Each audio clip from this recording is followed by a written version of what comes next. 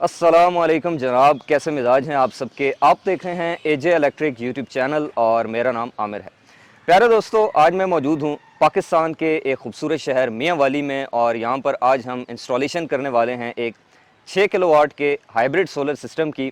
जिसके अंदर हम फर्स्ट टाइम यूज़ करने वाले हैं जी लॉन्जी सोलर के हाइमो 6 सीरीज़ के 575 वाट के हाफ कट मोनो टेक्नोलॉजी वाले 10 अदद सोलर पैनल्स, और उसके साथ हम इस्तेमाल कर रहे हैं सोलर मैक्स की ऑनिक्स सीरीज़ के डुअल पीवी 9000 मॉडल वाले एक हाइब्रिड सोलर इन्वर्टर, जो कि एक IP65 रेटिंग में top of the line inverter है 6 किलोवाट कैटेगरी में, जिसके साथ बैकअप के लिए हम यूज़ करेंगे लिथियम आयन बैटरी UP5000। सबसे पहले बात कर लेते हैं जी इन सोलर पैनल्स की, जो कि आपको मेरे सामने इस वक्त नज़र आ रहे हैं। तो ये 575 वाट का एक सोलर पैनल है और ये हाइमो 6 सीरीज़ है। अगर इसकी टेक्नोलॉजी की बात कर ली जाए तो हम जानते हैं कि सोलर पैनल्स की अमूमन दो हिसाब से क्लासिफिकेशन की जाती है, कैटेगराइजेशन की जाती है। एक with respect to silicon wafer और दूसरा with respect to PV module. With respect to silicon wafer solar panels की दो इकसाम होती हैं, जो कि पी टाइप सोलर पैनल और एन टाइप सोलर पैनल्स के नाम से जानी जाती हैं, जिनमें एन टाइप सोलर पैनल जो हैं वो ज़्यादा एफिशिएंसी के हामिल होते हैं। और अभी रिसेंटली दुनिया के अंदर ख़ास तौर पे पाकिस्तान में चाइना के इन्फ्लुएंस की वजह से अभी उनका जो इन्फ्लुएंस है वो शुरू हो चुका है। इसके अलावा according to PV modules LONGi solar की काफ़ी सारी सीरीज़ हैं, जो कि पहले हाइमो 4 आती थी, फिर हाइमो 5 आई। अभी मैक्सिमम जो आप आसपास सोलर पैनल्स देखते हैं वो ज़्यादातर हाइमो 5 सीरीज़ के होते हैं, लेकिन अभी हाइमो 6 और अभी सुनने में आ रहा है कि हाइमो 7 टेक्नोलॉजी के जो सोलर पैनल्स हैं वो भी इन्वेंट हो चुके हैं और आस्ता आस्ता आपको आइंदा कुछ सालों के अंदर जो है वो मार्केट में देखने को मिलेंगे। ये जो हाइमो 6 सीरीज़ है इसके बारे में अगर थोड़ी सी बात कर ली जाए तो इसके अंदर कंपनी ये क्लेम करती है कि उन्होंने HPBC जो टेक्नोलॉजी है उसका इस्तेमाल किया है, और इस HPBC का मतलब है hybrid passivated back contact cell. ये एक टेक्नोलॉजी है। और इसके बाद जो हाइमो 7 सीरीज़ आ रही है उसके अंदर HPDC जो टेक्नोलॉजी है उसका इस्तेमाल किया जाएगा, लेकिन अभी वो पैनल पाकिस्तानी मार्केट के अंदर जो है वो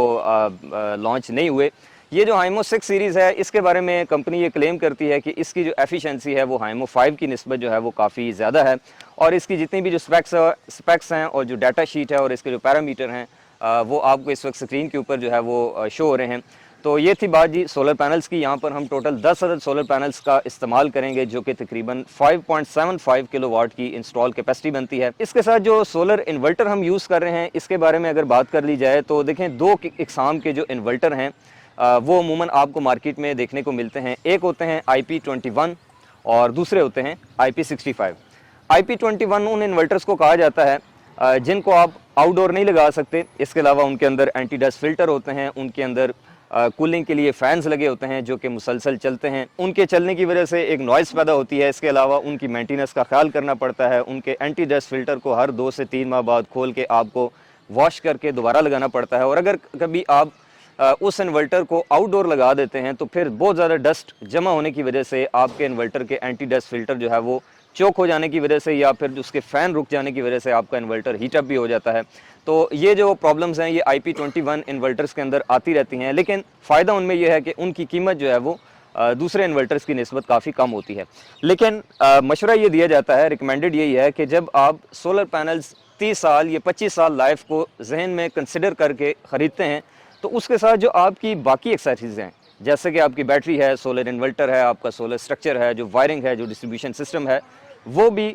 25 से 30 साल वाली प्लानिंग के हिसाब से होना चाहिए। तो आप कोशिश करें कि अगर आपका बजट इजाज़त देता है तो फिर आप IP65 इन्वर्टर्स की तरफ ही जाएं, जिनके अंदर आपको एंटी डस्ट प्रोटेक्शन मिलती है, सन रेज़ की प्रोटेक्शन मिलती है, वेदर की प्रोटेक्शन मिलती है। इसके अलावा किसी किस्म का कोई नॉइज़ नहीं होता। अमूमन मैक्सिमम इन्वर्टर्स के अंदर आपको बिल्ट इन वाईफाई देखने को मिल जाता है, ऑनलाइन मॉनिटरिंग देखने को मिल जाती है। तो सबसे पहले यहाँ पर बात कर लेते हैं जी छत की। तो प्रॉब्लम यह है कि यहाँ पर मैक्सिमम जो आपको मेरे इर्द गिर्द जो मकानों की छतें नज़र आ रही हैं वो गार्डर वाली छतें हैं, जिनके नीचे गार्डर होते हैं, फिर उसके ऊपर वो मट्टी के बने हुए चौके डाले जाते हैं और फिर मट्टी डाल के उसके ऊपर थर्मोपोल रख के, यानी कि कंक्रीट वाली जो RCC की छत होती है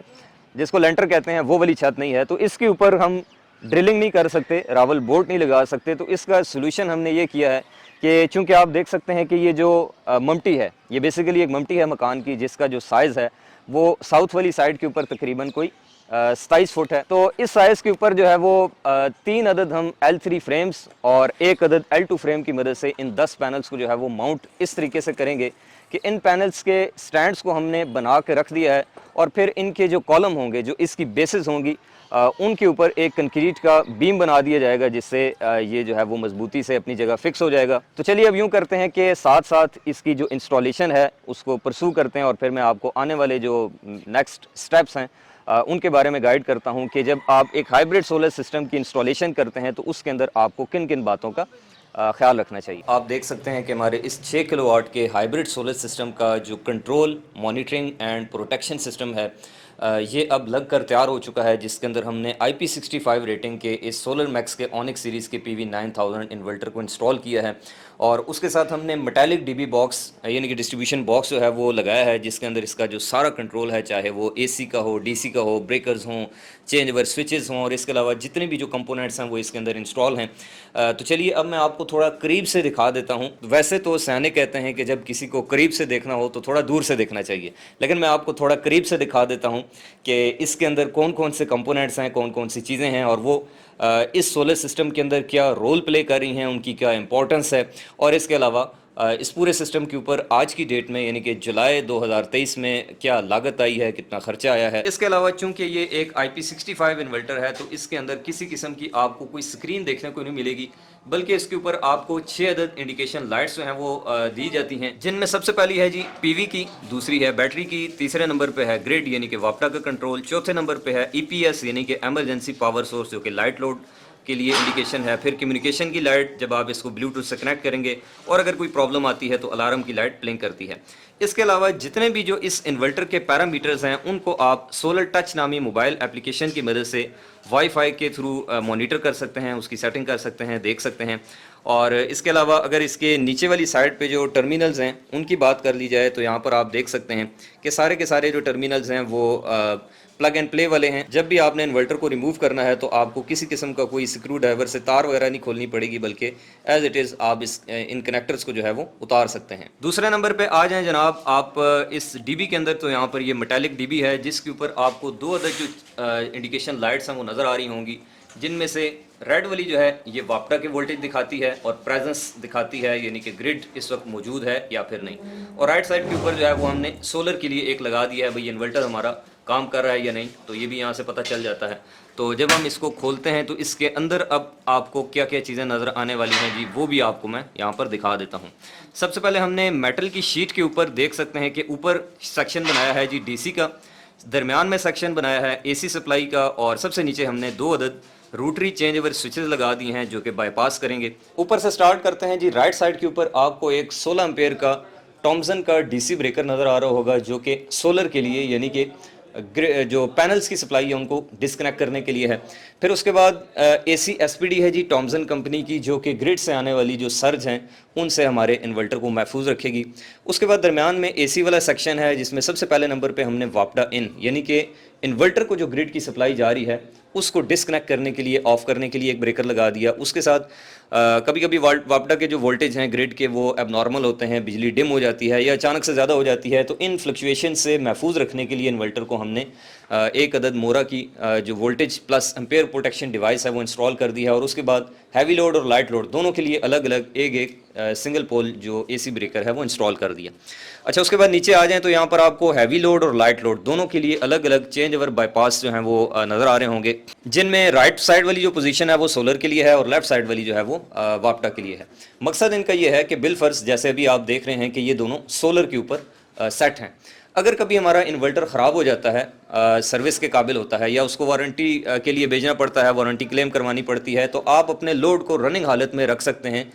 वो कैसे कि आपने सिंपल अपने इस चेंज ओवर को घुमाना है वापटा वाली साइड के ऊपर, तो आपका लोड सारे का सारा बाईपास होकर वापटा के ऊपर या ग्रिड के ऊपर चला जाएगा। तो नॉर्मली हम इसको सोलर के ऊपर ही रखते हैं। इसके अलावा आप देख सकते हैं कि ये पूरी की पूरी जो DB है इसको हमने प्रॉपरली इसके अंदर जो वायर्स हैं उनको ड्रेसअप किया है। AC के कनेक्शंस के लिए हमने पाकिस्तान केबल की जो 6 mm है जो कि 744 साइज़ बनता है उसका इस्तेमाल किया, और DC के लिए हमने 6 mm टिन कोटेड जो डबल पीवीसी आती है, डबल इंसुलेशन आती है, उस तार का इस्तेमाल किया। और इसके अलावा जितनी भी जो वायर्स हैं, जितनी भी जो केबल्स हैं,